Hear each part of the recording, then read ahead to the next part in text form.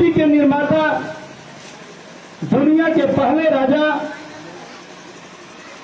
भगवान दक्ष प्रजापति के सभी वंशज यहां बैठे हुए हैं। जो दुनिया का पहला राजा जिसने इस सृष्टि को चलाने के लिए भगवान शिव से भी युद्ध करना पड़ा। हम सभी उन्हीं के वंशज हैं, लेकिन इतिहासकारों ने हमारे इतिहास को कभी लिखने का काम नहीं किया। बाबा साहब बी आर अम्बेडकर ने कहा है कि जिस समाज का व्यक्ति अपने महापुरुष के इतिहास को नहीं जानता, उस समाज का कभी तरक्की नहीं हो सकता। विभिन्न समाज में जन्मे विभिन्न महापुरुषों की जयंती हम आप मनाते हैं। सरकार द्वारा सरकारी अवार्ड घोषित किया जाता है, लेकिन क्या सृष्टि के पहले राजा महाराजा दक्ष प्रजापति जी के जयंती पर कहीं आपने सुना है कि सरकारी अवकाश घोषित किया जाता है? कहीं नहीं सुना होगा। लेकिन हम लोग चाहते हैं कि 2022 में भागीदारी संकल्प मोर्चा की उत्तर प्रदेश में सरकार बनाकर महाराजा दक्ष प्रजापति ही नहीं, प्रजापति संत राम बीए जी की जयंती पर भी हम लोग सरकारी अवकाश घोषित करने का काम करेंगे। तो बड़ा दुख होता है, आज के 3 साल 4 साल पहले महाराजा सुहेल देव जी के नाम को कोई जानता नहीं था, लेकिन धन्य है माननीय श्री ओम प्रकाश राजभर जी, जिन्होंने पाताल से महाराजा सुहेल देव जी के इतिहास को निकालकर इस धरती पर स्थापित करने का काम किया और देश के प्रधानमंत्री को मजबूर कर दिया कि पूरे देश में 16 फरवरी को महाराजा सुहेल देव जी की भव्य जयंती मनाई गई। तो क्यों? क्योंकि उन्होंने ताकत दिखाया, उन्होंने अपने समाज को एकत्रित करने का काम किया। आज प्रजापति समाज को भी जरूरत है कि जब तक आप अपनी ताकत को नहीं दिखाओगे, जब तक आप अपने इतिहास को बताने का काम नहीं करोगे, तब तक आपके इतिहास को इतिहासकारों ने उजागर करने का काम नहीं करेंगे। मित्रों, आज जरूरत है कि हमको आपको लड़ने की। अब बड़ी बात तो यह है कि भाई देखो, हम 11 अक्टूबर 2017 से लेकर आज तक मैं गांव-गांव में घूम कर पिछड़े दलित अल्पसंख्यक को केवल समझाने का काम कर रहा हूं। और समाज के जो हमारे भाई हैं, मैं उनको बताने का काम कर रहा हूं कि मित्रों, जब तक आपका अपना डंडा और झंडा नहीं होगा, तब तक आपका कोई पहचान नहीं होगी। मित्रों, हमारे यहां जितने भी पदाधिकारी बैठे हैं, हमने आप लोगों से अपील किया था कि भाई सभी लोगों को धरातल पर काम करने की जरूरत है। मैं आज 4 साल से यही चीज बता रहा हूं कि भाई देखो, आप गांव में मीटिंग करिए। जब तक आप गांव में मीटिंग नहीं करेंगे, गांव से नौजवान साथियों को नहीं निकालेंगे, उनको उनके अधिकार के प्रति जगाने का काम नहीं करेंगे, अपने महापुरुष के इतिहास को बताने का काम नहीं करेंगे, तब तक आपकी हिस्सेदारी नहीं मिल सकती। आज जरूरत है, आप प्रदेश में देख रहे हो, आए दिन जाति जुल्म अत्याचार उत्पीड़न बढ़ा हुआ है। हमारा आपका मान सम्मान सुरक्षित नहीं है, पिछड़े दलित अल्पसंख्यक की माताएं बहनें सुरक्षित नहीं है, आए दिन लूट हत्या बलात्कार हो रहा है। देश का हर नागरिक आवास, शौचालय, पेंशन, दवाई के सवाल को लेकर परेशान है, लेकिन सरकार हिस्सेदारी देना नहीं चाहती है। तो जब सरकार हिस्सेदारी नहीं देगी, तो आपकी नैतिक जिम्मेदारी बनती है कि आने वाली पीढ़ी के लिए आपको लड़ना पड़ेगा। जब तक आप लड़ोगे नहीं, तब तक सत्ता पर आपकी चढ़ाई नहीं हो सकती है। आप बताओ, मैं आप लोगों से सवाल पूछना चाहता हूं, 2014 में यही भारतीय जनता पार्टी महंगाई के सवाल को लेकर केंद्र और प्रदेश में सरकार बनाने का काम किया। आज बताओ, महंगाई चरम पथ पर है कि नहीं है? 2014 में ये लोग कहते थे कि बुरे दिन है, हम अच्छे दिन ले आएंगे। देश की जनता ने वोट देने का काम किया और केंद्र में नरेंद्र मोदी की सरकार बना दिया। मैं आप लोगों से पूछना चाहता हूं कि 2014 में जब बुरे दिन थे, इन लोगों ने कहा कि हमारी सरकार बनेगी तो हम अच्छे दिन ले आएंगे। तो बताइए, बुरे दिन में सरसों का तेल 50 रुपये लीटर मिलता था। बोलो सही कह रहे हैं कि गलत कह रहे हैं? अब तो लगातार 40 रुपया लीटर मिलत हुए। बोलिए, अब तो लग रहा है कि 40 रुपये लीटर मिल रहा होगा। मनरेगा की मजदूरी 202 रुपए और सरसों का तेल 214 रुपए लीटर। जिन लोगों ने महंगाई के सवाल को लेकर सरकार बनाया, आज महंगाई चरम उत्कर्ष पर है। 2014 में बुरे दिन थे। बुरे दिन में गरीब 340 रुपया में गैस सिलेंडर खरीदता था। अब तो लगातार 300 रुपया में मिलत हो। बोले 1000 रुपया और जो सब्सिडी आती थी अभी बंद कर दी गई। 2014 में जब बुरे दिन थे मित्रों, तो अरहर की दाल आपको 55 रुपया 60 रुपए लीटर मिल जाता, किलो मिल जाता था। आज 150 रुपया किलो। बुरे दिन में आलू प्याज आपको 15 रुपए 20 रुपए किलो मिल जाती थी। इन लोगों ने 160 रुपए किलो बिकवा दिया। आज देश में महंगाई चरम उत्कर्ष पर है। बुरे दिन में गरीब 2 रुपए किलो नमक खरीदता था, आज 20 रुपए किलो खरीद रहा है। डीजल पेट्रोल का स्थिति आप देख रहे हो। सरसों का तेल डबल सेंचुरी में आ चुका है, पेट्रोल शतक लगा दिया है। डीजल भी बेचारा 8 रन पीछे है। वो भी सोच रहा है कि कितनी जल्दी हम भी शतक मारते। तो भाई देखो, आप लोगों को इस सवाल को लेकर गांव में चर्चा करने की जरूरत है। गांव में बताने की जरूरत है कि जिन लोगों ने महंगाई के सवाल को लेकर केंद्र और प्रदेश में सरकार बनाने का काम किया, उन्हीं लोगों ने चाप के महंगाई बढ़ाने का काम किया। बोला सही कर रहे हैं गलत कर रहे हैं? ये बताइए, 2014 में यहां जितने लोग बैठे हैं, भाजपा को वोट देंगे क्या? कितने लोग वोट नहीं देंगे? भाजपा को वोट देंगे? थोड़ा जोर से बोलिए, भाजपा को वोट देंगे? थोड़ा और जोर से बोलिए, भाजपा को वोट देंगे? 2022 में सरकार बनाएंगे? नहीं बनाएंगे। मित्रों, मैं आप लोगों से अपील करता हूं, अगर आपने 2022 में बीजेपी की सरकार बना दिया तो आपकी आने वाली पीढ़ी, आपका पोता, आपका पोती, आपका बेटा, आपका बेटी आपसे पूछेगा कि आपने बीजेपी की सरकार क्यों बनाया। आप लोगों ने देखा 69,000 शिक्षक भर्ती में 5,844 पद पिछड़ों का हड़प लिया गया, लेकिन पिछड़ी जाति के जितने भी नेता सत्ता में बैठे हुए हैं, किसी के मुंह से आवाज आज तक नहीं निकली। किसी के मुंह से आवाज नहीं निकली। अभी आप लोगों ने देखा सादा के कृषि विश्वविद्यालय में 13 पद असिस्टेंट प्रोफेसर के निकलते हैं और 11 पद एक ही जाति के ठाकुर समाज के लोगों को लगाया जाता है, लेकिन पिछड़ी जाति के बैठे हुए जितने धगे हुए कारतूस हैं सरकार में, उन लोगों ने कभी विरोध करने का काम नहीं किया। देखा भाई, पूर्व मंत्री श्री ओम प्रकाश राजभर जी के नेतृत्व में हम लोगों ने एक भागीदारी संकल्प मोर्चा बनाया है, जिसमें 10 पार्टी के लोग हैं। माननीय श्री ओम प्रकाश राजभर जी, सुहेल देव भारतीय समाज पार्टी, माननीय बाबू सिंह कुशवाहा जी जन अधिकार पार्टी, श्रीमती किशोरा पटेल जी अपना दल और भागीदारी पार्टी के राष्ट्रीय अध्यक्ष माननीय श्री केमचंद प्रजापति जी आप लोगों के बीच में बैठे हैं। भागीदारी पार्टी असफुद्दीन ओवैसी जी का नाम सुना होगा आप लोगों ने, AIMIM के राष्ट्रीय अध्यक्ष, वर्तमान हैदराबाद के सांसद भी है। माननीय राजकुमार सैनी जी का नाम सुना होगा, जो हरियाणा सरकार में मिनिस्टर सांसद रहे, उनकी पार्टी। माननीय बाबू रामपाल जी की पार्टी राष्ट्रोदय पार्टी, माननीय अनिल सिंह चौहान जी की पार्टी जनता क्रांति पार्टी, माननीय राम सागर बिंद जी की पार्टी भारत माता पार्टी और माननीय रामचंद्र कश्यप जी भारतीय वंचित समाज पार्टी।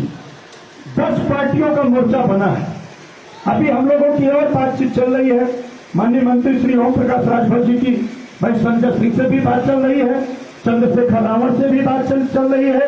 हम लोग चाहते हैं कि भाई देखो मिलकर उत्तर प्रदेश में भागीदारी संकल्प मोर्चा की सरकार बनाया जाए।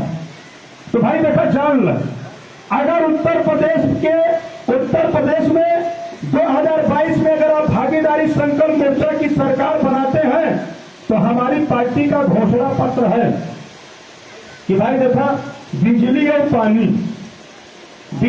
पानी मुफ्त देने का काम भागीदारी संकल्प मोर्चा की सरकार 2022 में करेगी। मैं आप लोगों को जानकारी के लिए बता दूं, मोदी जी 74 पैसा पर यूनिट बिजली खरीदते हैं। गांव में 6 रुपया और शहर में 7 रुपया पर यूनिट बिजली बेचते हैं। तो हम लोगों ने कहा कि भाई क्यों न पिछड़े दलित अल्पसंख्यक मिलकर उत्तर प्रदेश के 2022 में भागीदारी संकल्प मोर्चा की अपनी सरकार बनाकर बिजली और पानी मुफ्त देने का काम किया गया। भाई देखिए यहां जितने लोग बैठे हैं परमाणु बम का नाम सुने हैं? गर्मी तो नहीं लग रही है ना, धूप तो नहीं लग रही है ना, थोड़ा जोर से बोलिए, धूप लग रही है क्या? और जोर से बोलिए, धूप नहीं लग रही है ना। तो भाई देखिए परमाणु बम का नाम सुने होंगे आप लोग। परमाणु बम इलेक्ट्रॉन प्रोटॉन न्यूट्रॉन से मिलकर बनता है। हम लोगों ने परमाणु बम रूपी भागीदारी संकल्प मोर्चा बनाए हैं। इलेक्ट्रॉन प्रोटॉन न्यूट्रॉन रूपी पिछड़ा दलित अल्पसंख्यक 3 लोगों को मिलाकर हम लोगों ने परमाणु बम रूपी भागीदारी संकल्प मोर्चा बनाए हैं। इस परमाणु बम का प्रयोग 2022 में बीजेपी पर कर भस्म करने का काम किया जाएगा। भागीदारी संकल्प मोर्चा का मतलब भस्म। तो भाई देखा 2022 में भागीदारी संकल्प मोर्चा की सरकार बनाया जाए। अब पूरे उत्तर प्रदेश में बिजली और पानी मुफ्त देने का काम भागीदारी संकल्प मोर्चा की सरकार करेगी। और तो और सुनिए भाई देखा आज गांव में प्राथमिक विद्यालय है, सभी लोग जानते हैं। आप लोग बताइए कि प्राथमिक विद्यालय में अमीर का बेटा पढ़ता है कि गरीब का बेटा पढ़ता है? गरीब का बेटा प्राइमरी में पढ़ता है क से कबूतर, और अमीर का बेटा कॉन्वेंट में पढ़ता है क से कंप्यूटर। तो भाई देखा जैसे ही भागीदारी संकल्प मोर्चा की सरकार उत्तर प्रदेश में बनी तो हम लोगों ने ये दृढ़ संकल्प किया है कि भाई 1 नेशन तो 1 एजुकेशन। अगर एक राष्ट्र है तो एक शिक्षा प्रणाली होनी चाहिए। जो सिलेबस कॉन्वेंट स्कूल में पढ़ाया जाता है वही सिलेबस प्राथमिक विद्यालय में हम लोग लागू करने का काम करेंगे। आज जो प्राइमरी में टीचर पढ़ाता है 80,000 रुपया सरकार से लेता है, वो अपने बेटे को प्राइमरी में पढ़ाना पसंद नहीं करता है। और जिस दिन कॉन्वेंट का सिलेबस प्राथमिक विद्यालय में लागू हो जाएगा तो वह भी अपने बेटे को प्राइमरी में पढ़ाएगा। अब पूरे उत्तर प्रदेश के संपूर्ण बजट का 40% हिस्सा हम लोग एजुकेशन पर खर्च करेंगे और इसी प्राथमिक विद्यालय को कॉन्वेंट स्कूल बनाकर दिखाएंगे। और तो भागीदारी संकल्प मोर्चा की सरकार बनी तो कक्षा 1 से लेकर 16 तक की शिक्षा, प्राथमिक स्तर से लेकर परास्नातक तक की शिक्षा, किसी भी जाति धर्म का व्यक्ति हो, अगर वह गरीब है तो उसके बेटा और बेटी को मुफ्त शिक्षा देने का काम भागीदारी संकल्प मोर्चा की सरकार करेगी। तो बताओ क्या चाहत है कि भाई हमारे लड़के बच्चों को मुफ्त शिक्षा मिले? थोड़ा हाथ उठाओ, सभी लोग चाहत है। तो बताओ उत्तर प्रदेश में सरकार बनाई जाए भागीदारी संकल्प मोर्चा की कि नहीं? थोड़ा तेज से बोलिए, बनाया जाए भागीदारी संकल्प मोर्चा की सरकार। तो भाई सुनिए, जैसे ही भागीदारी संकल्प मोर्चा की सरकार उत्तर प्रदेश में बनती है तो भाई देखा हम लोग प्राथमिक विद्यालय में एक तकनीकी शिक्षा लागू करेंगे। तकनीकी शिक्षा का मतलब समझते हैं? जैसे जो छोटे बच्चे होते हैं जब 5 साल 6 साल के होते हैं तो कक्षा 1 में एडमिशन लेते हैं, और जब 10 11 साल 12 साल के होते हैं तो कक्षा 5वीं पास करते हैं। तो हम लोग प्राथमिक स्कूल में एक तकनीकी शिक्षा लागू करना चाहते हैं कि बच्चों को मोबाइल बनाना, टीवी बनाना, स्कूटर बनाना, पंखा बनाना, मोटरसाइकिल बनाना सिखाया जाए। एक अलग से क्लास चलाई जाए तकनीकी शिक्षा की। जब बच्चा बड़ा होगा, 11वीं 12वीं पास करेगा, जब उसे रोजगार नहीं मिलेगा तो छोटा मोटा व्यवसाय करेगा। वैसे भी देश के प्रधानमंत्री जी ने मोहर बांध दिया है कि आत्मनिर्भर बनिए। इनके पास रोजगार तो है नहीं, तो हम लोग भागीदारी संकल्प मोर्चा की जैसे ही सरकार बनेगी तो प्राथमिक स्तर में तकनीकी शिक्षा लागू करने का काम भागीदारी संकल्प मोर्चा की सरकार करेगी। और तो भागीदारी संकल्प मोर्चा की सरकार बनी तो भाई देखा, पूरे उत्तर प्रदेश से शराब बंद कराने का काम भागीदारी संकल्प मोर्चा की सरकार करेगी।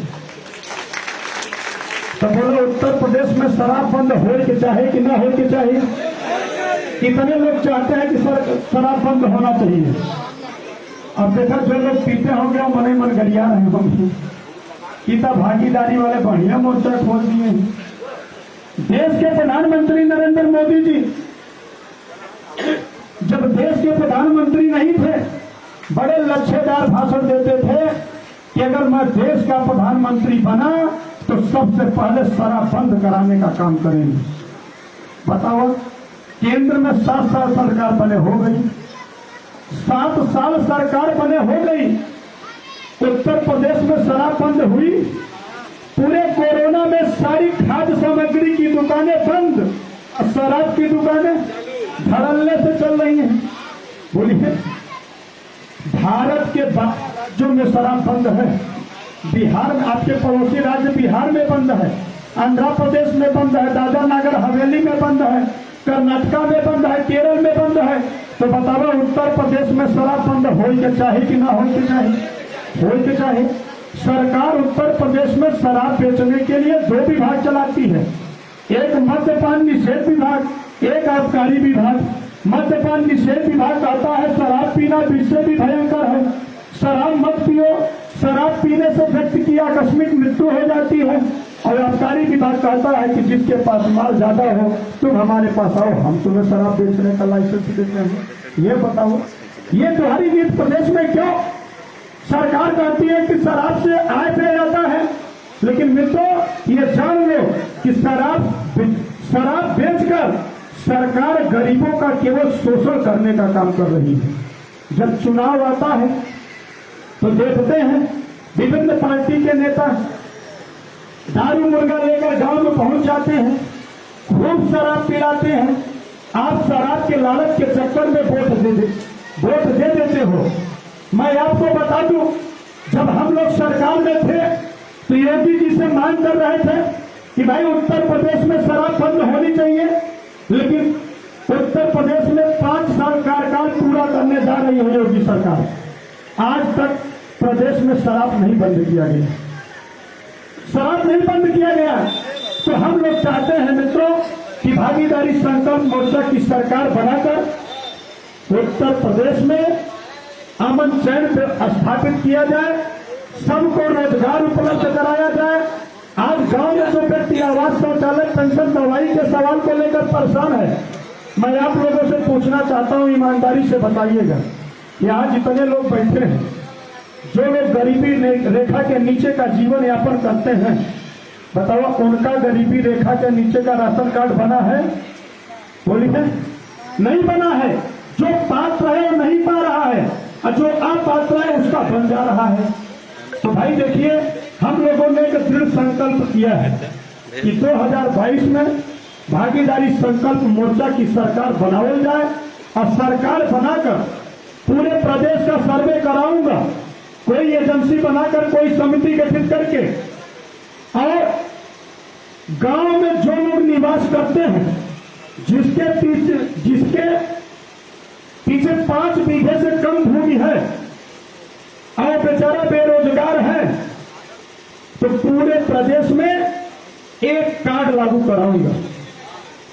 ऑनलाइन व्यवस्था करा के फार्म भरवाया जाएगा। अब पूरे प्रदेश में एक कार्ड लागू किया जाएगा। गांव में जिसके पास 5 बीघे से कम भूमि है, सभी लोगों का एक कार्ड बनाया जाएगा जिसका नाम रखा जाएगा गरीब कल्याण कार्ड। अब कोटे से जितनी भी खाद्य सामग्री मुहैया कराई जाती हैं, वो सारी चीजें उसे उपलब्ध कराने का काम किया जाएगा। तो बोला ऐसा व्यवस्था अगर प्रदेश में हो जाए तो सही रहेगा कि गलत रहेगा? सही रहेगा। तो भाई देखो, हम लोग चाहते हैं कि भागीदारी संकल्प मोर्चा की सरकार बनाया है। एक चीज आपको बताना चाहता हूं, आप लोग गांव का जो बेचारा गरीब है, जब हम लोग बाहर ये बात बताते थे तो भाजपा के नेता कहते थे कि अंदर का बतिया बाहर क्यों बताते हैं। भाजपा के लोग कहते थे आप लोगों को जानकारी नहीं होगा, सरकार 1 साल में 25 लाख रुपया देती है गरीबों को मुफ्त में इलाज के लिए। कि जहां प्यार गरीबों को मुफ्त में इलाज के लिए देती है, 1 साल में 25 लाख, अब 5 साल में 1.25 करोड़ रुपये। जो गरीब है उसको विधायक चाहे तो अपने निधि से 5,000 रुपया से लेकर 5 लाख रुपया तक किसी भी गरीब को दे सकता है। बताओ, यहाँ जितने लोग बैठे हैं, यहाँ का जो विधायक है शिवपुर विधानसभा का, 5 रुपया क्यों गरीब को दिया है? बोला किसी गरीब को नहीं दिया है। 1.25 करोड़ रुपया गरीबों के दवाई का पैसा विधायक खा लिया। आप लोगों को जानकारी नहीं होगी। और 1 साल में 200 हैंडपंप, जहां पानी की व्यवस्था है, जहां पानी 200 हैंडपंप देती है कि जहां पानी की समस्या है वहां हैंडपंप गड़ना चाहिए। 1 साल में 200 हैंडपंप, अब 5 साल में 1000 हैंडपंप। आपके दवाई और पानी का भी पैसा आपका विधायक खा लिया है, उसके बाद भी आप लोग वोट देते हो। अभी जब चुनाव आएगा 2022 का, तो यही विधायक आपके दवाई का पैसा, आपके पानी के पैसे से आपके बीच में दारू और मुर्गा बंटवाएगा। दारू और मुर्गा बंटवाकर आपकी वोट ले लेगा, और उसके बाद जब दारू और मुर्गा बंटवाकर वोट लेगा, मुर्गा खिलाकर अगर वोट लेता है तो जान ले, जब जीत के जाएगा तो 5 साल मुर्गा बना के घुमाएगा। आपको जानकारी नहीं है। जब इस बात को लोग लेकर हम लोग पब्लिक के बीच में बोलते थे तो भाजपा के नेता कहते थे कि अंदर का बतिया बाहर का है बतावत है। तो बताओ, जो इस विधानसभा का जो विधायक है, क्या आप लोग उसको वोट देने का काम करेंगे? मित्रों, इसीलिए मैं बार बार कहता हूं कि इस बार 2022 में भाजपा सरकार को सत्ता से बेदखल करने का काम किया जाएगा। अभी हम लोगों के बीच में, जिसका हम लोगों को काफी देर से इंतजार था, माननीय श्री ओम प्रकाश राजभर जी आने वाले। जितने भी भागीदारी पार्टी के पदाधिकारी इधर उधर घूम रहे हैं, मैं सभी लोगों से अपील